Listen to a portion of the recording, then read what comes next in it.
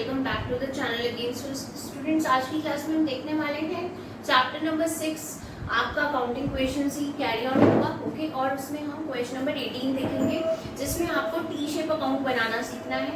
Okay, तो let's start with the question number 18। सबसे पहले हम रीड कर लेते हैं।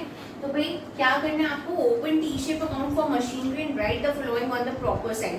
भाई आपको कुछ है ना यहाँ पे ट्रांजैक्शंस दिए हुए हैं, अब आपको बताना है कि वो डेबिट साइड पर आएंगे अकाउंट की या फिर क्रेडिट साइड पर आएंगे। तो हम लोग जब बनाते जाएंगे तो इनके बारे में देखते भी जाते हैं। तो let's start with the format first. सबसे पहले हम यहाँ पे लिख लेंगे मशीनरी अकाउंट। आपको कोई डेट गिवन नहीं है इसलिए आप सिर्फ मशीनरी अकाउंट लिखेंगे। फॉर द ईयर एंडेड कुछ नहीं लिखना आपको। ओके, यहाँ पे आपको और भी डेट्स भी नहीं गिवन है, सीरियल नंबर में आपको ट्रांजैक्शंस गिवन है, तो हम डेट का कॉलम भी नहीं बनाने वाले हैं। यहाँ पे आएगा आपका डेबिट साइड और यहाँ पे आ जाएगा आपका क्रेडिट साइड। ओके, अब फर्स्ट ट्रांजैक्शन है।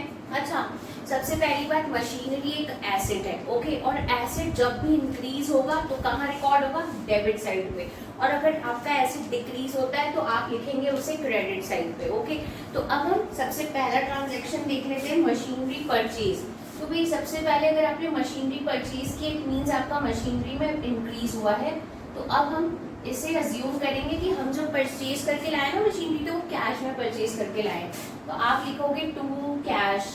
ओके, और अमाउंट आ जाएगी आपकी 5 लाख रुपीज की। Now next is machinery sold.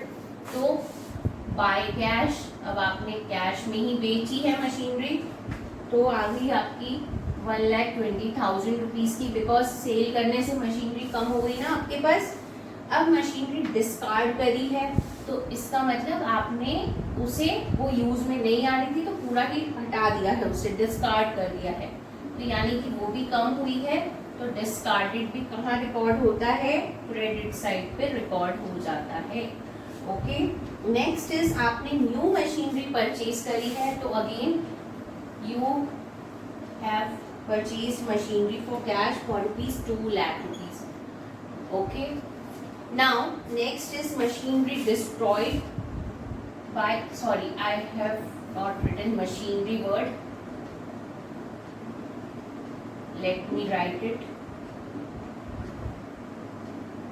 पूरा लिख दीजिएगा। ओके, ताकि कोई कंफ्यूजन नहीं रहे।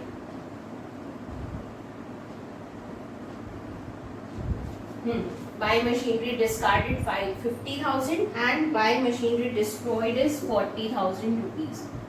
ठीक है, तो अब हम कर लेंगे इनका टोटल। अगर आपका डेबिट साइड का टोटल ज्यादा आता है ना, तो इसका मतलब है कि आपके पास मशीनरी का पॉजिटिव बैलेंस है। ठीक है, because it is an asset, तो इसका हमेशा हमें डेबिट बैलेंस चाहिए होता है। अगर आपका क्रेडिट बैलेंस ज्यादा आता है, इसका मतलब है कि आपके पास नेगेटिव बैलेंस है मशीनरी का। तो देख लेते हैं, यहाँ पे आ रहा है आपके पास 2,50,000 रुपीज।